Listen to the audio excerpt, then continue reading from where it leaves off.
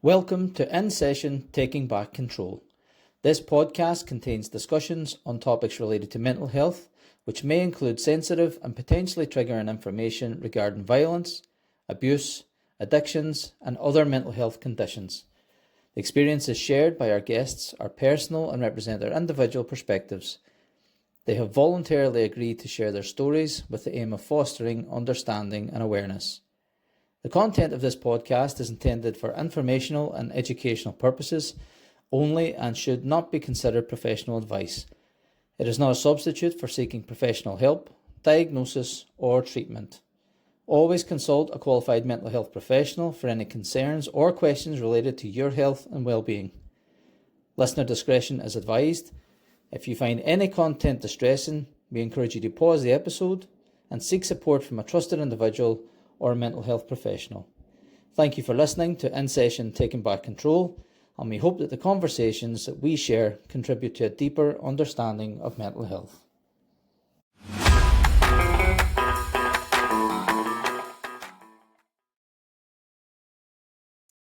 Welcome, Jen, and thank you for joining me on In Session Taking Back Control. I appreciate you taking the time with your busy day. So just before we start and before we get into our conversation, just for anybody that doesn't know you or isn't aware of Jen Lalli, tell us a wee bit about yourself and who are you? Thank you, Declan. You said that like the people should know who I am. Is that what you're saying there? We are, Jen. Very flattering. I am a solution-focused therapist. I'm based in Edinburgh.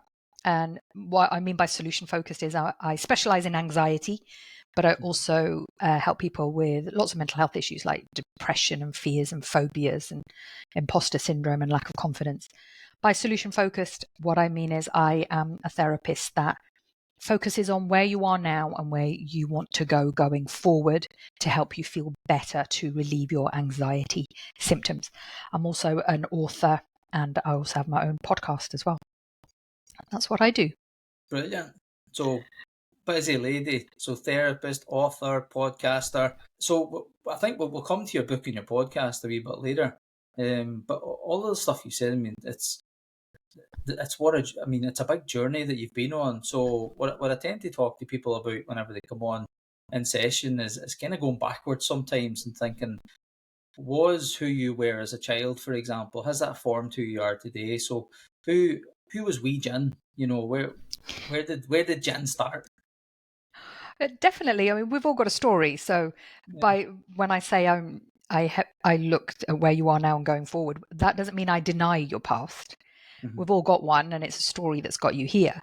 It's just that we can't change the past. So it's about where you want to be going forward. Mm-hmm. So I'm a second generation Indian, born in Britain and born in England, actually.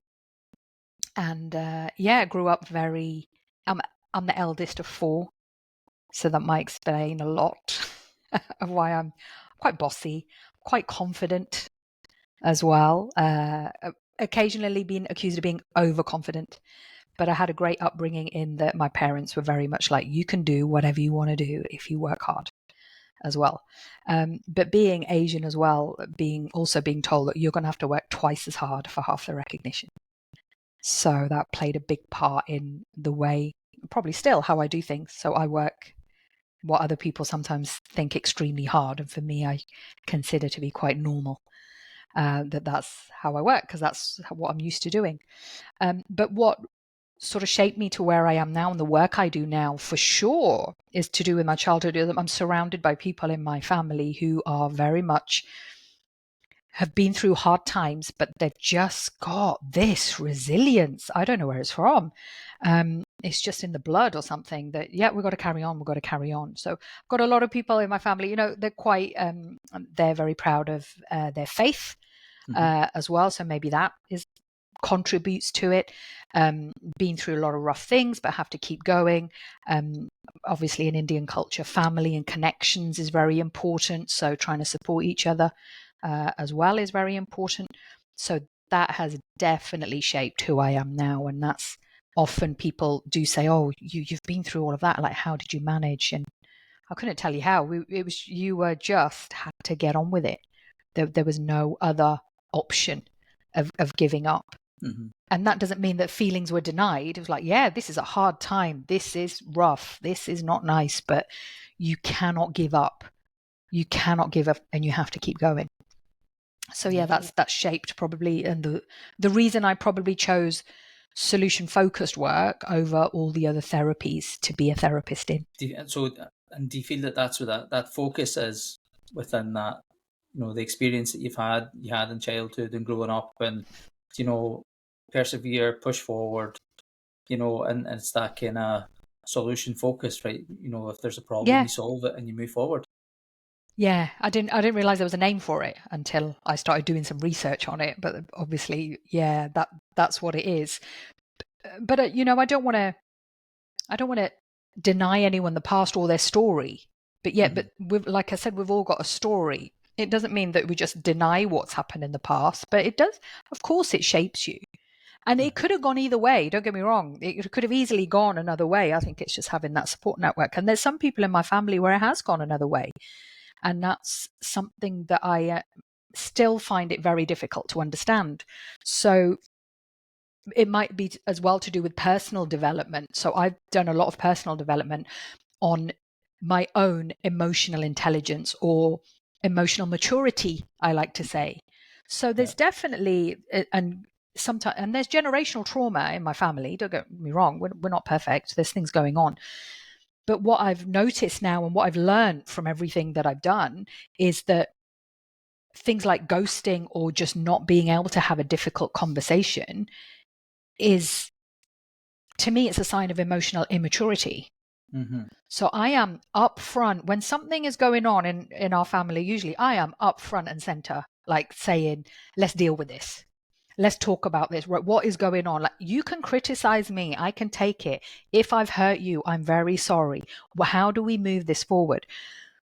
But when you're met with barriers, obviously then I can't do anything. But I can also see that my attitude at that point in time might be quite threatening or aggressive. Maybe it might come across as that. But I am ready to have difficult conversations. I am ready to, because I feel I've got the emotional intelligence to do that. When I see people shutting down completely to say, no, I'm not going to do that, that fascinated me. And that's probably another reason is the work that I do. That why are you just shutting down and ignoring this, or just never going to speak to you again, ever? That's it. It's over. This relationship is over. Oh, God, please, really. Things happen. We're all human and we make mistakes. There seems to be, and I'm sort of seeing it more and more now, across social media. Maybe I had someone to get in touch with me wanting to talk about the whole sort of Gen Z, is it sort of, millennials rather, I should say, millennials very much ghosting, saying, well, this is toxic for me, so I'm just going to ghost this person. Like, how many people are you going to start ghosting? Yeah. So, and that has happened in my family, I will say. I don't understand it. By all means, take a break, step away, say, I'm so angry, I'm not going to talk to you for a bit. But let's come back and let's try and move this relationship forward. And that's what I'm saying. Look, I will openly admit, me being, like I said, overconfident, if that's come across as something else, then I'll totally put my hands up to it. So it's about being open to being, some people see that as being vulnerable. I don't. I'll say that's just being honest. Like, yeah, this is who I am. I can apologize for that. I can move on. But yeah, all those, why can't people have difficult conversations? So that's the bit about moving forward. That's the solution focused bit. So you can have something that's gone wrong, but how are you going to deal with it? And how are you going to have a difficult conversation? How are you going to move that on? So yeah, that's definitely shaped the work I do. And so when I see clients who are going through something similar like that, or they want to do something better, yeah, it's a good reminder of how far I've come to say, I've just accepted it now and let it go. Yeah. So it's just the way it is. It's quite hard though. I suppose, you and I have probably done work on ourselves and then some. And when you're doing that work, you start to kind of understand yourself, your boundaries, your limitations, and probably what kind of shit you won't take anymore. Yes. As well. So it's kind of like, actually, absolutely. You know what? I'm done kind of digging in the shit bucket. Yeah. So Yeah. it's that Yeah. but it's the willingness to challenge. I think you're right, people do see it as aggressive sometimes, when really it's a healthy communication, as long as it's done in the right Yeah. way. But it's who receives it as well. It's that reciprocal part of, are you dealing with a person who is in their childlike state or their current adult state, because that's a very different conversation that you're having, Yeah. you know. Yeah.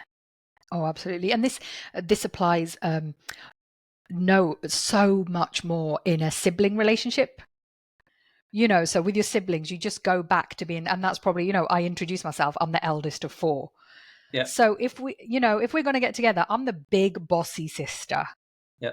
So it's not healthy to say like, well, we're not 15 anymore. That I am still the eldest, and especially in Indian culture, you respect your elders. I still expect that. But times have changed. And so the younger generation don't expect that or don't believe in that. So that's something for me to try and reconcile within myself. But yeah, we go back to those childlike states when we are put together, in particular with siblings or that kind of close family or cousins, even, you could say. Yeah. You're put in that position. But this is where, that's what I meant by emotional maturity, that how are you going to have a new relationship as an adult? And that is where you've got to have that difficult conversation. So let's have that difficult conversation. So this isn't working now. It didn't really work when we were kids, but that's just how it was. You're still learning and developing then and pushing the boundaries. But now as adults, where are you going to take that relationship? So yeah, your childhood definitely does. And that's what I find difficult to understand, because you consider yourself having the same upbringing. But what you need to remember is, and this might be helpful to other people, is that, sometimes I'll say, so there's 7 years difference between me and my youngest brother. And my dad is often very much, well, why are you so different, both of you? Like, we're similar in a lot of ways and we're very different. Why are you so different? Because, I brought you up the same. And I said, I've stopped him right there. I've said, Dad, you don't realize this, but you were different. It's like almost like me and my brother had different dads. And he said, what? I don't get that. I said, when I was growing up, those very formative years, my dad was, he worked at the steelworks in Corby, which is Little Scotland in England. He got made redundant from there. So very working class, lived in Corby, very working class background and community, and absolutely brilliant, really good fun. And by the time my brother came along, my dad was an optician and a magistrate, and we lived on a farm. Right. So his upbringing has been completely different to mine. Yeah. So I remember my parents saying, no, we don't go on those big holidays because, we can't afford it. Whereas my brother's done it all. So that is where, and I totally see that, but when other people don't see it the other way around, it becomes very difficult to see. So, and also being the eldest as well, having to be the responsible one and always having to be it. Like sometimes, I just want to rebel now. So I think I'm actually in my rebellious phase now. At 50, at last, I'm rebelling. But yeah, there's a lot of freedom in that as well. But yeah, if that helps anyone, when you've got a sibling relationship, and depending where you are in the age order and what your parents were going through at that time, and also eldest one, that is, everything is like, oh, what we're going to do. By the time the second, third, fourth child comes along, they're like totally over it. You can feel like you should have, you've got the same parents, but you've had a different upbringing. Yeah, well, I mean, you just described two completely different upbringings for you and your brother. Yeah. So yeah.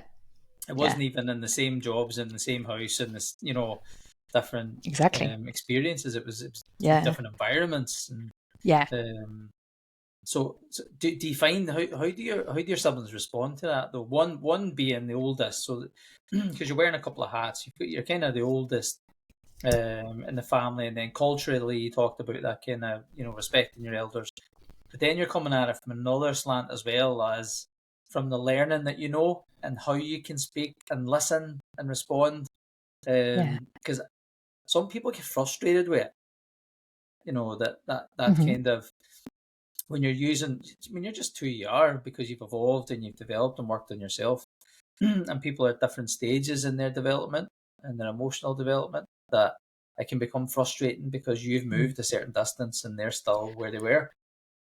Yeah. Oh, it's so difficult, isn't it? It's so hard just to bite your tongue and not say anything. But actually, in the long term, sometimes it's easier to do that because there's a quote, isn't it? That if you're a mad person, if you're going to argue with fools, so just don't argue with them. And I'm very lucky in that in other areas of my life, I've got a lot of peers who I can talk about this with, like yourself included. That I've got an outlet for that, so I don't need to do it there. But there's no point in me trying to do that in certain situations because it's not going to land, because there's too much other emotion going on. There's too much other history, you could say. So why am I going to put myself through it? I'm like, you know what? And I've actually said it to my brother before. I don't find you very emotionally intelligent. So I find it very difficult to talk to you. We're kind of coming on different emotional angles. There's nothing wrong with that. That's where you are. And this is where I am. But it's knowing, what is totally off limits to talk about and what you can talk about. So it's about being civil, being polite, getting on with it. If you don't want to talk about it, then I have to accept that. You can only change yourself. You can't change other people. Yeah, absolutely. And it is, you're speaking from a sibling point of view. I'm an only child, so it's always something I've had, with cousins or friends or, that type of thing. But it was never that part that I had to contend with, that I didn't really have to deal with. You're lucky. You can have some of mine if you want. Well, I've heard that quite often. You can have some of my siblings. Take them. Quite comfortable in my own space, Jen, at this point. Good. You're lucky. Good. But it's interesting you're sharing that, because you do, when you, especially in the role that we're in and the work that we do, it can be difficult to communicate with people, although it's because it's that awareness of self, of your own self, and that can be jarring for other people because you have moved on. So, and you're right, sometimes it just has to be, actually, we're not able to communicate right now. And that's okay. Yeah. I think people see that as aggressive. It's absolutely okay. Absolutely okay. Yeah. Yeah. It's something that actually, in some ways, is healthier. It's better than having an argument and just, saying things that you might regret in anger. Emotions start to rise. It's just like, okay, this is just the way it is. And also, nothing stays the same. Just give it time. Nothing stays the same. If we did this again this time next year, something will be different. So it's not going to stay the same, but it's just, just trying to navigate all of that. You're quite right. Like when you feel, and I don't want to feel superior in any way either, to say, oh, well, I've done all this work on myself and now I can't talk to anyone. It's not coming from that angle. I'm not saying that. It's just that also I've gone through all the emotions to get to where I am now, and that's it. And I think that's again where therapy helps people, that understanding what are legitimate emotions and what is just an anxiety and an overflowing stress bucket. So I was working with someone the other day and they were saying that they'd met a friend and they'd come back from meeting their friend feeling really anxious, and they didn't like that feeling because prior to that they'd been feeling really good. And I said, no, sit with that feeling. Why were you anxious? This is now a true feeling. Before you were anxious about absolutely everything, so you couldn't, decipher that in this situation something is wrong. And actually, when you sit with that to say, right, why am I anxious here? It turns out, that friend was actually someone who they didn't enjoy spending time with. They were just doing it out of obligation. The friend themselves was quite judgmental. So, and then that realization, oh no, I don't think I can mix with that person anymore. I'm just going to park that friendship for a bit. But now this is a true feeling. This is very genuine. And that's what always surprises me about seeing people when they've had loads of anxiety, is once it's almost like anxiety makes people not trust their own intuition. But once you clear away all the noise, then that is your real intuition. Start trusting it again. I think that's really important. It's really lovely to see when people start really trusting their gut again, and they start making the right decisions about the right things as well. And I think that's when you were saying, we've done that work on ourselves. So now knowing that feeling is saying, yeah, this isn't right. This situation isn't right. I don't like it, but I can't do anything about it, maybe. Or if I can do something about it, I will. Yeah. But if I can't, I'm quite happy to leave it because I've done everything. It's about having a clear conscience. Yeah. As well. So anyone struggling with something like this, my advice is do everything you can to keep your conscience clear, to say that you have tried. Take a break. If you get another idea later on and you want to try that, try again. Be prepared to get knocked back, but don't give up. But it might come to the point where, yes, you do want to give up. At that point, you will know that you tried everything to the best of your ability with the information you had at the time. So hindsight is 2020. So don't ever think that once you get some new information, oh, I should have done this, I should have done that. No, you didn't know that at the time. So you just did what you did at the time. Oh, we're going off on some tangents here, Declan. Hey, I didn't know we were going to go down these sort of roads. Right, Jen, that's what it's all about. This is just a chat. So, but I I'm love loving it. Love it. But it's so true, though. It's you talked about change, but the one constant is change. That's all I say to clients and students. Look, the one constant we have in life is change. Nothing stays the same. So, like you said, if we had this conversation in a year's time, things would be very, very different. Or in 10 minutes' time, things would be very different depending on what happens. So, but when you're talking there about clients and the anxiety and that fear, and it's really important, like you say, to go with your instinct, go with your gut, and trust your gut, because that's built into us for survival. And I think that's some of the stuff that you talk about in your book, I think, as well. Around that, the stress bucket solutions book that you've released that's been very popular, and I love it. Thank you. Can you tell me a wee bit more about it? Because there's loads in that, but just tell us about your book. Yeah, it's basically the handbook to my therapy program. And it came about because of that, because when I was seeing clients after every few sessions, they were sort of saying, oh, Jen, can you send me some notes on that? Or they were making their own notes, or could you send me a handout on that? And so it just came out of that this is when I see people through therapy, these are the stages I take you through. And the very first stage, absolutely essential, is understanding how your brain works. So where are these anxiety feelings coming from? Where are these depression feelings coming from? Where's this fear coming from? And it's coming from the survival response of the brain. So once I started writing about that, then I realized, well, what do I do after that when people start to learn that? Here's the process. And I've put everything in the book, and I'm very passionate about that. And I think this is where therapists need to be a little bit less guarded. Therapy is almost like, for a lot of people, is still a mystery. So what happens in the therapy room? Oh my God, what do they do in there with you? And what questions are they asking? And yes, the information is confidential, but the questions I ask you aren't. So I've put that in the book. This is the process I take you through. You learn about the brain. I've got a solution-focused formula of questions that I ask you. The reason we ask you that is because, as I've just explained, that's how the brain works. There's a way to do it. There's some timing to do it. It's quite nuanced, but this is how it's done. So that's what I've put in the book to put it out there. And I've been really surprised at the response I've got. So I got a response. So now the book, from people who've said the book on its own has helped them. So they've not had to see me one-to-one for session. They've started doing some of the work that's in the book. And it's also gone on the reading list for student solution-focused therapists. So it's on the recommended reading list for them as well. And I just get messages from, all over. So we've sold copies in Australia as well. People just messaging me saying, oh, yeah, that really makes sense what you said. And the other thing I'm proud of is it's not a big book. It's not, because this is designed for my clients. It's a bit of a handbook to go alongside therapy. So if you've got anxiety, the last thing you want to do is read this manual that's millions of pages long with loads of medical references at the back.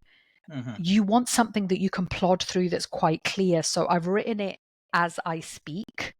It hasn't, it hasn't got all these references to different things. I try not to go off on big tangents. Everything I've written in there is relevant. And people have said, they've read it in a really short period of time. And that means they can read it again and again. And that's how it gets absorbed. Yeah. So I'm really proud. I'm really proud of it. I love my wee book. Yeah. I love it as well. I'm looking at it on my bookshelf actually. So it's there. It's the first thing at the front of my bookshelf always. So I'll pick it up and Oh, thank you. and stuff. So, Yeah. and Yeah. to prove that I'm not BSing you. You don't. I'll believe you. You're going to actually get it. Oh, there it is. Lovely orange cover. That it is, yeah. How to empty your stress bucket and keep it empty for life. So anybody listening, I highly recommend this book. So where can we get it? Where can we get it, Jen? Oh, it's on that place Amazon for sure. But it's got an ISBN, so you can order it in any bookshop. So it's not on a bookshelf itself, but you can order it from any bookshop that you wanted. So it is available everywhere. But most people, isn't it, put it through Amazon. They want next day delivery. But yeah, it's only $9.99, so you can add it on to get if you're ordering something else and you need some free delivery add-ons, just add that book on there. But yeah, like I said, I've been really surprised actually at the response. It was a book for my clients to go alongside. And I thought if I sell a few extra copies, that's absolutely fine, but it's absolutely flown as well. And internationally, that's where I've been really surprised. As well, so it's been good. Well deserved. It's a great piece of work, and when you put a lot of, it's full of passion. Passion and knowledge, and I think that's something that can't be minimised in the work that we do. And you're right. Sometimes there's a preciousness around therapy and what you do and what you talk about. And I think when you're willing to be genuine and honest and be really transparent about the work that you do, this is not about secrets. It's about how many people can we help in the work that we do. So not at all. There's no secrets. The confidentiality is around, like I said, what the clients are saying and what they want to say. But even then, in solution focus work, we're not going into traumatic past or analyzing behaviors and patterns, and there's no judgment in any behaviors or thoughts or feelings. But once you understand where they come from, you can see we can all be like that. There's, we've all got a primitive brain. We can all go into the survivor response. It's just that some of us have that more under control than others. And I always thought it unfair that people are suffering with anxiety. And then, we see people who've had a really hard life and they seem to be doing really well. So it's about harnessing that. And that's actually what also made me write the book, that this shouldn't be secretive. People should know what's going on in their own mind. And actually one of my clients who bought the book has said it was almost like her life manual. Like, you buy a car, it's how she described it. You buy a car and you get a manual for it. But when you're born, there's no manual. There's no manual for yourself. And that's how she feels my book is. It's just this, she started understanding where her thoughts and feelings were coming from. And that just gives you so much freedom, doesn't it? The sense of freedom once you understand that. And also, that it's quite normal. So I'll say to people, if you've ever felt anxious, angry, depressed, congratulations, your brain's working just fine. Yeah. It's just overdoing it. That's all. But it is a response that we can all go into. Yeah. And it's part of being human as well. So if you didn't have those responses, I'd be more concerned. So for example, grief. So like grief is a positive response. People are surprised when I say that. What I mean by that is, if you didn't grieve, it means it didn't mean anything. So grief is an extension of love. So if you've loved someone or something and then you lose it, you're going to grieve. That's the price you pay for it. So what would you rather do? Not love at all, and so that you would never grieve. So these are all part of the human experience. So no emotion is positive or negative. They're just emotions. And it is part of being human. And that's a really good point to make as well, do you know, because I think sometimes grief can be seen as that negative part or a difficult. It is always difficult, but people see grief with a finality of life, but it isn't always about life or losing a person or or a pet. It can be losing a job or losing a relationship, and you grieve in exactly the Yeah. same way. And I think that's Yeah. it's important that people understand that we always associate grief with death and that finality of life, but we grieve all the way through our lives. That you didn't get into the uni that you wanted, and Yeah. your first heartbreak, all this stuff. That's Yeah. the It's all emotions of grief. grief that comes up. Yeah. Yeah. Grief and loss. Yeah. There's an expectation, I think now, I don't know if it's because of social media or whatever, it's kind of, there's this kind of expectation that you should always be feeling happy and always be feeling positive. So absolutely should be feeling really good all of the time. And like you said, there's going to be things that are out of our control. We didn't get into the uni we want. A relationship broke up. We tried our best, but it broke up.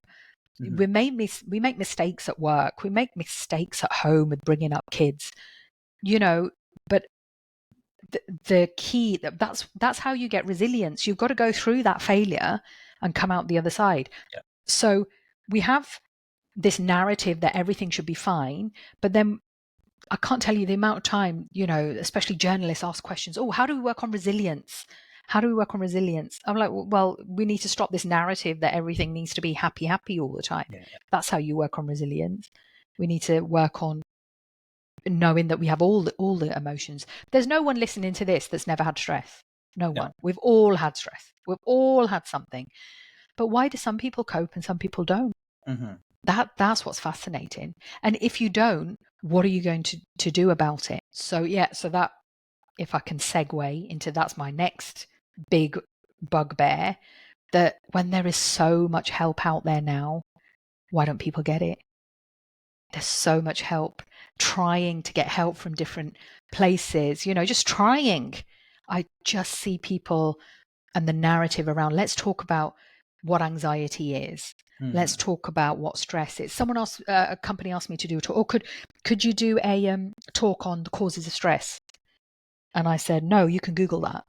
I don't do a talk on the causes of stress. One, it's very different for everyone. And two, that's a boring talk as well. We need to start talking about solutions more. That how we go, whether you want therapy or you're going to go to yoga or you're going to try meditation or mindfulness, there's so many options out there. And I still don't know why we're talking so much about the problem in a problem focused way. Yes, we should be talking about the problem to say it's there. We are aware. So what are we going to do about it? Yeah. And why do you think that is? I think we've touched on it before ourselves, talking about this. About is there a fear around therapy, or is there a fear around self-care? Is it time? Is it social media? Is all of these things that the perception that we always need to be happy. That's this fake Insta life, in my opinion. And I say that's my opinion because it is something that you see quite regularly. I work with clients in this. I actually work on digital dependency, as a digital addiction, and treating clients who are on their phones or using their phones periodically over a day for like 10 hours. Where do you find time to think about yourself or care for yourself when you're so consumed watching everybody else's fake amazing lives? I think it's almost, it creeps up on you.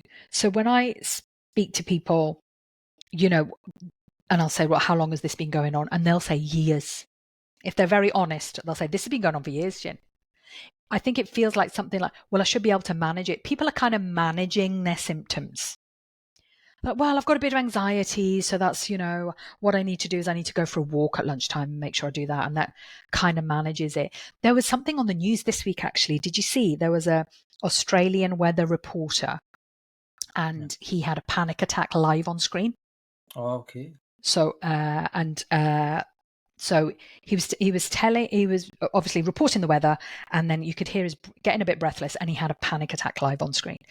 And he said, well, as some of you know, apparently he'd written about it before, so people were aware he has panic attacks. I'm just going to hand over to the main news host. And the main news host said, yeah, absolutely not a problem. It was very supportive. That environment was great. Yeah. There's nothing wrong with that. So the news about that is, wow, isn't it wonderful that that support is there? Mm-hmm. Now, my issue with that is that he didn't wake up one day with panic attacks. Yeah. This was anxiety that built up over time, that's led into, built up so much that now he has panic attack. What is he doing about it?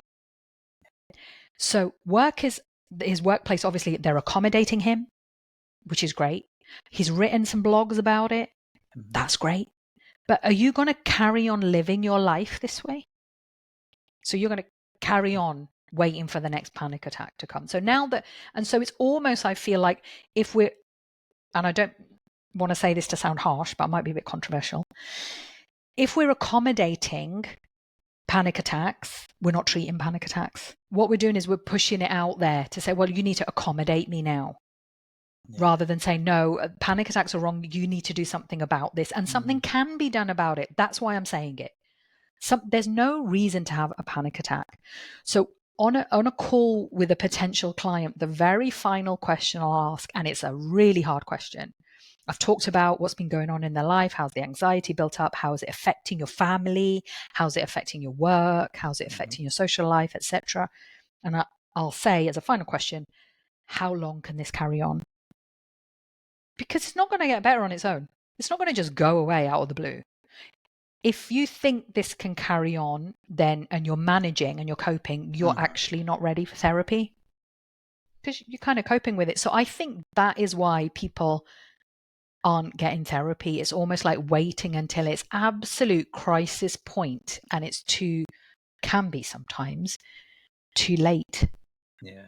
As well, and there's sometimes some very serious consequences. Again, with I'll just sort of warn people, if you don't mind, if I can talk about suicide.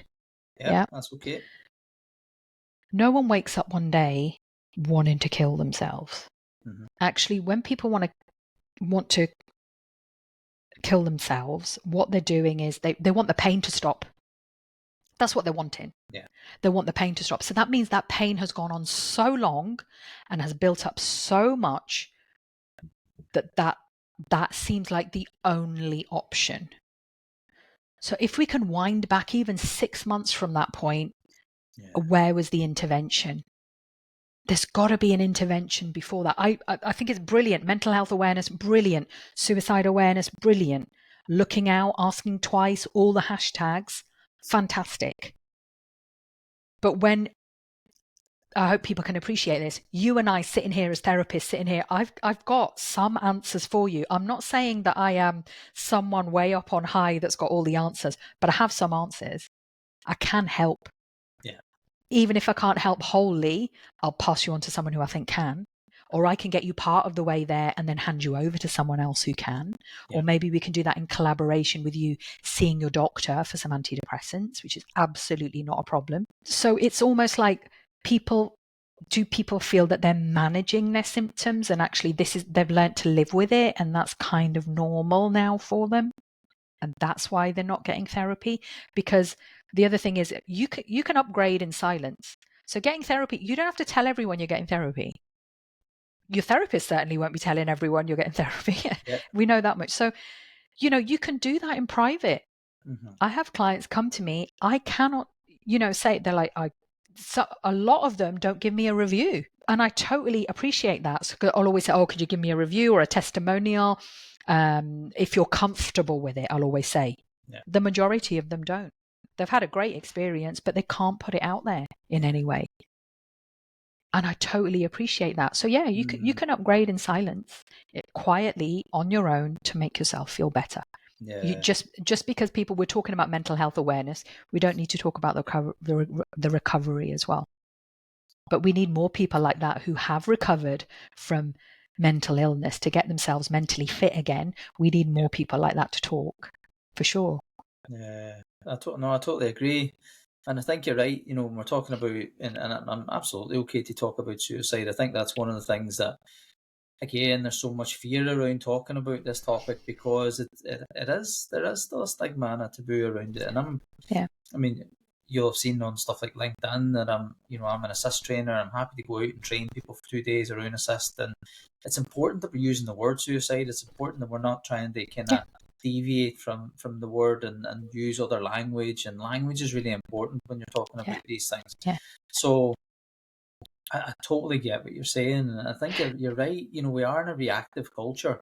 For all the things that different cultures do. If you look at America, I think they have a pretty nailed way therapy.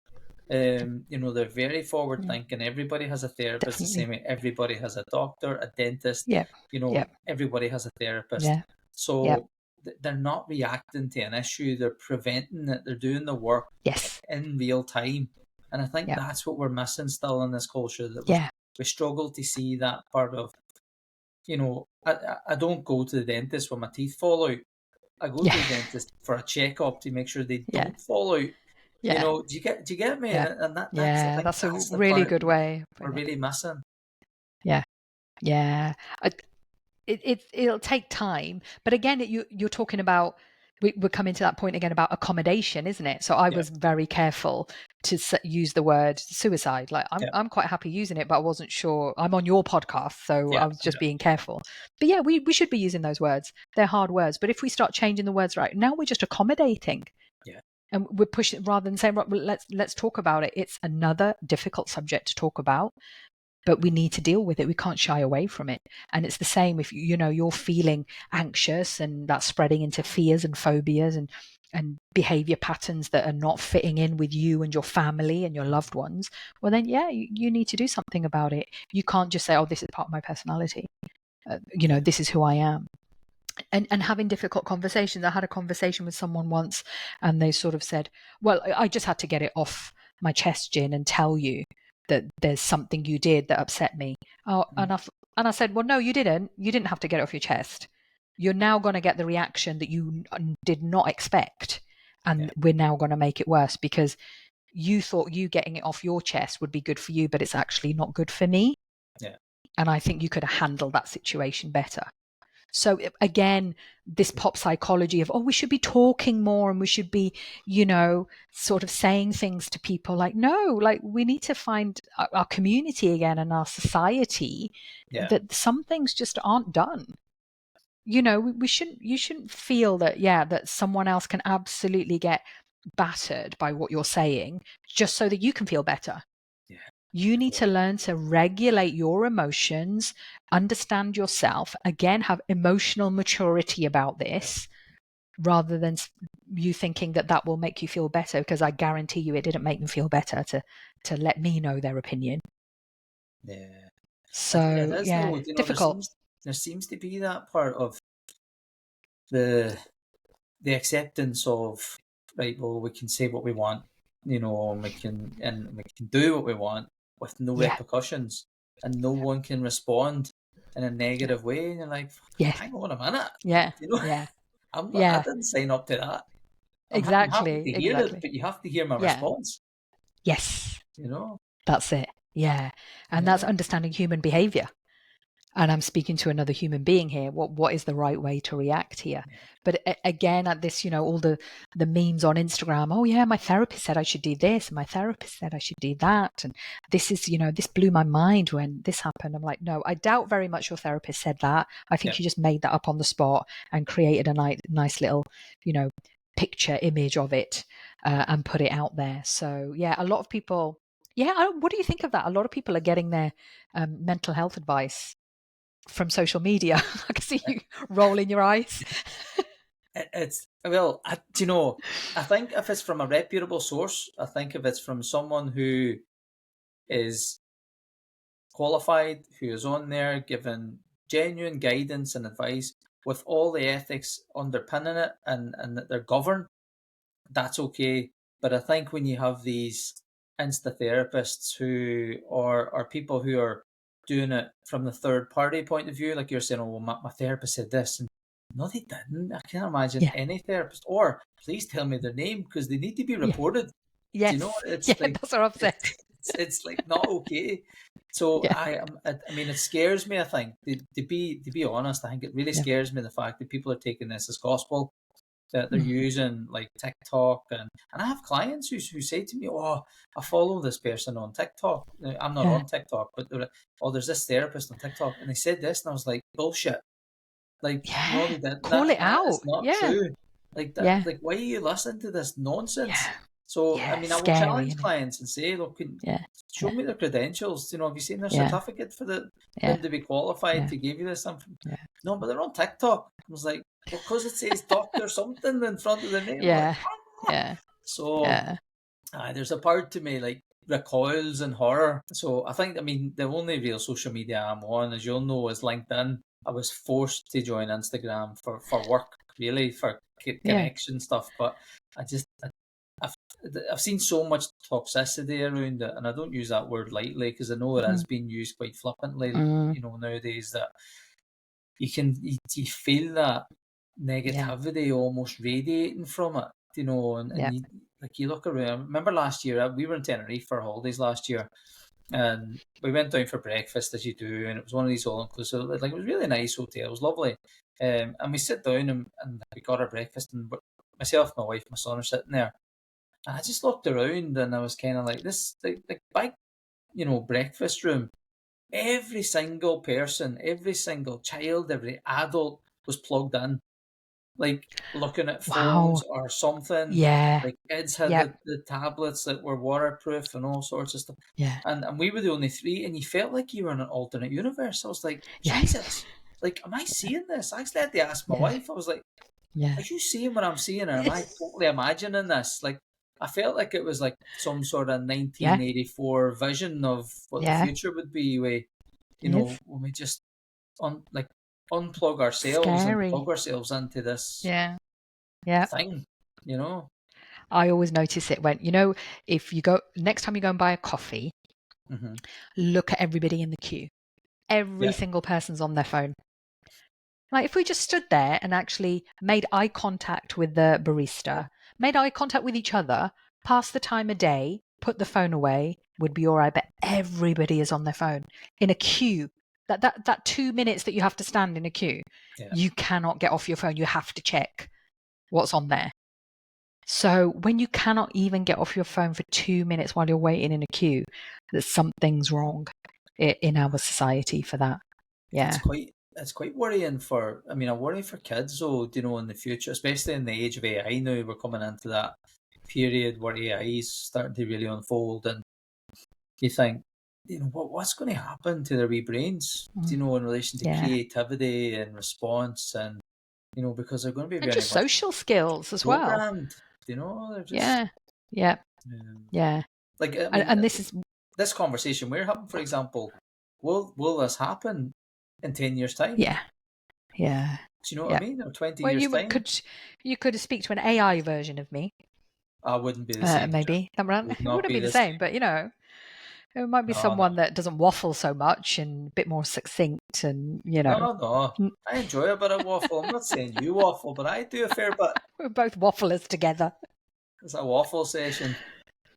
But But no, it's but good. I Yeah. know. We sound old now saying, oh, right, you know, everyone's on their mobile phone. Like, I know I say to people, look, I love technology. I'm on social Mhm. media, but there's a limit. I want to see people and I want to go out and see people and interact with people. And it's the real life stuff. So you can't be doing all of that. For example, your holiday you were talking about. So everyone's Yeah, gone on holiday and people come back and they're like, did you have a good holiday? Yeah, it was all right. And then straight back into the grind again. yeah, You can't expect that you're going to be on holiday and you're looking at your phone 24 hours and you've not connected with your kids, yeah, you've not created memories, and then still expect to have good mental well-being. yeah, That's what I struggle with. Like, can you not see what you're doing here? You're not sleeping properly, you're not eating properly, you're not drinking enough water, and yet you want the Instagram life of looking really good yeah, with everything going on, but your actions are not displaying that at all. yeah. It's worrying, but I mean, there's a lot of work to be done, I think, in the social media arena and therapy as well. I don't know how you feel Yeah, about that. yeah, yeah. Absolutely. Like yeah, definitely I use social media, but sometimes I feel like, the posts I put out there. So I try to have my posts, they're quite informative. I try to put tips, hints, that kind of thing. But I feel like I'm not wacky enough. So Yeah. my voice is getting lost in the background because I'm just giving very boring, sensible advice. But if I was a bit wackier and gave something really, out there, then that would probably get a little bit more coverage as well. And for me, it's not about the likes and things. For me, is I know the people that follow me have followed me for a while and they know my stuff. So they're following me for that, which is great. And that's all I want. Yeah. So I think this is where some therapists feel like, with marketing, that they've got to get out there and get all the likes and things. And I always say, no, just stick. Don't allow that social media pressure for you to start blurring the lines between what you really know is right as well. So because you'll get a following in that way. So if there are any therapists out there trying to market themselves, be really true to yourself, because the whole social media world is very, as you were saying earlier, very toxic. And it can really start to affect your judgment if you're not careful. Absolutely. I think authenticity is the real key point, when you're talking about being a therapist online. And because I mean, people who are coming for therapy, they're like dogs. They'll smell fake, and they'll be like, "No, you're not the person I met online who was, doing all these amazing things and vibrant and you certainly don't. You didn't look like that online because you must have been filtered out your nut." So it's all that, if you need to pretend, then are you really an authentic person as a therapist to invite people in to trust you? So there's lots of stuff, and like you, I mean, my posts are quite, just information based, so I don't think I'll be getting any kind of sponsorships or anything. Which you're not going viral or anything. We're not going viral. And I don't want to go viral either. The people go viral for all the wrong reasons. I'm quite happy in my wee space. It's not about that. Yeah. But I do agree with you. Be careful where you're getting your information from. And that's why I think putting something in a book, when you put it in a book, what you're saying is, look, here's what I think, and I'm prepared to be judged on it. Social media posts, they'll come and go, and the next one comes along. It's like the modern day chip paper, isn't it? So it's just going to keep going. It's on a cycle. But when you put something in a book, what you're saying is, here, this is what I believe. You can critique it, but I've put this out there into the world now. Absolutely. So that's the difference between writing a book and also doing podcasts as well. Although you still have to be very careful. There's a lot of people out there. I mean, so Diary of a CEO, Stephen Bartlett, I think he's had a few controversial guests on that the controversy has sort of come out now in hindsight. So again, everybody loves his podcast and it's brilliant. And people are taking everything on that like it's gospel. So this is kind of, they're the new age preachers now. And it's almost like a cult-like following. That's what I find scary. Like we were talking earlier, I saw this on this social media, on this TikTok person I'm following, or this is the podcast I listen to, and I absolutely believe everything they say. But this is the new age religion, so they're the cult leaders now, and we just shifted. That's now, and that's what people want, and they want that because there's a sense of community there, and they want something to believe in. Because we've lost our faith in everything. I mean, because we've lost our faith in our governments and, our people who are in authority. So we're looking for someone else to have faith in. And I don't mean that in any religious way, but it is that principle of, it's a human need. We have faith in our family or, a loved one, and it just spreads. We want faith then in a community. In that community, we need a community leader. And so now people like Jay Shetty or Stephen Bartlett have become the leaders, and that's who you're going to follow. And we know which ways Jay Shetty's story's going at the minute. That's not looking good. He was always a little bit dodgy, I always thought. I was like, there's something not adding up here with him. But it's all coming out now, and I'm waiting for the next wave of someone getting exposed like that. So it's quite scary. But they've had a following, and they've had generations of people sort of following them as well, and many people following them. Like into the millions. It's Yeah. crazy numbers. Yeah. So Yeah. Yeah.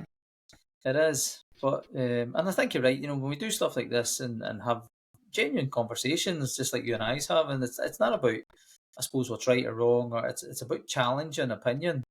Challenging Yeah. perception, and trying to give that bit of, hopefully, guidance from our own perspective and our own knowledge base in what we do, and hopefully do fairly well for a lot of clients, based on Yeah. their feedback. Yeah. So, I mean, well, kind of looking at anxiety, I know you talked about in your book, you talk about some things, you walk through your model, and are there some kind of tips or guidance that you give to people, kind of almost like elevator tips for anxiety around, how to support and move forward through anxiety? What are some of the things you do with clients to work through them? It's about understanding when you need that external help.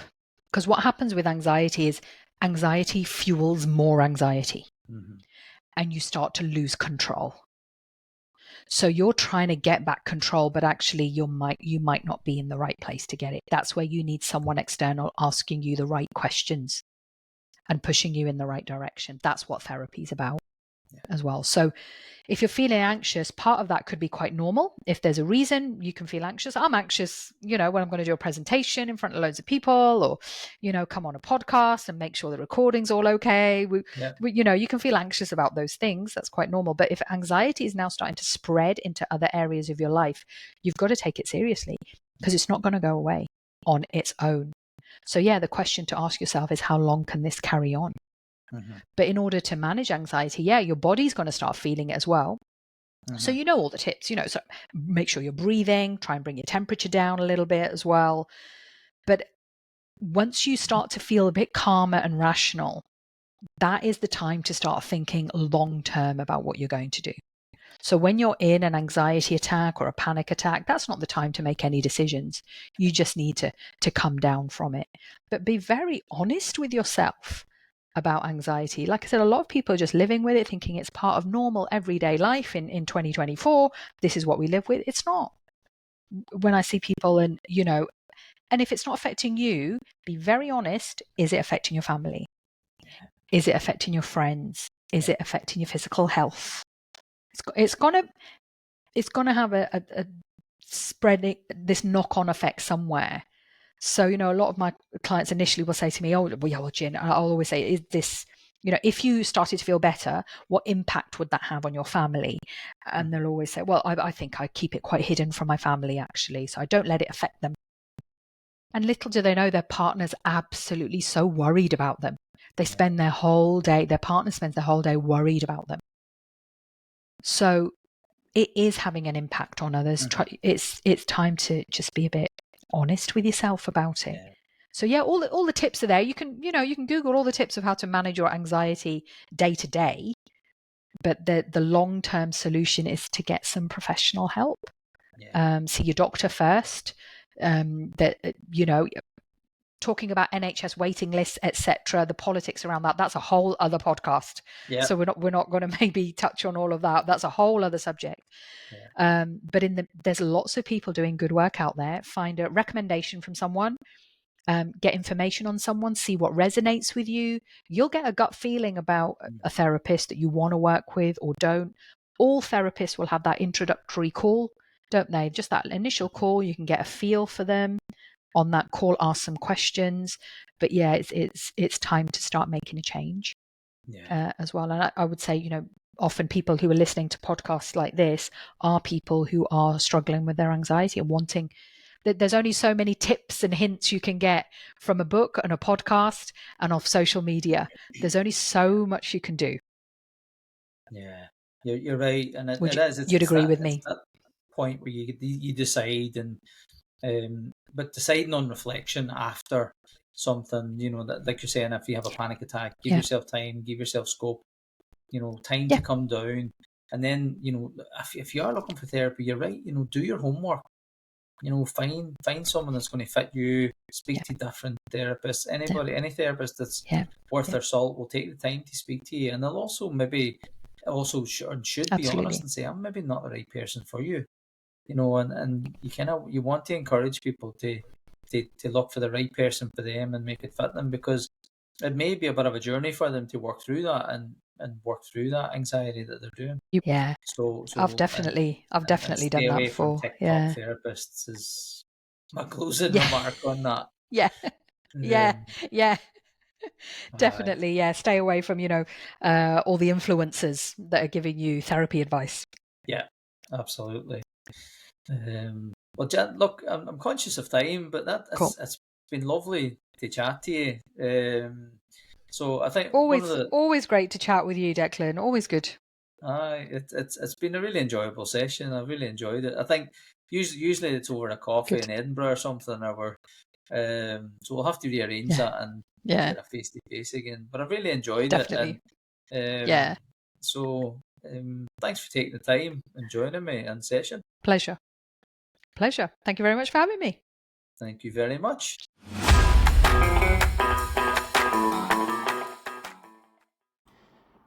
Thank you for joining us on this episode of In Session Taking Back Control.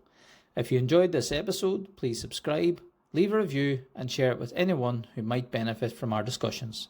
For more resources and support, please visit us at Better You, and don't forget to tune in for another inspiring conversation. Until next time, take care and take back control.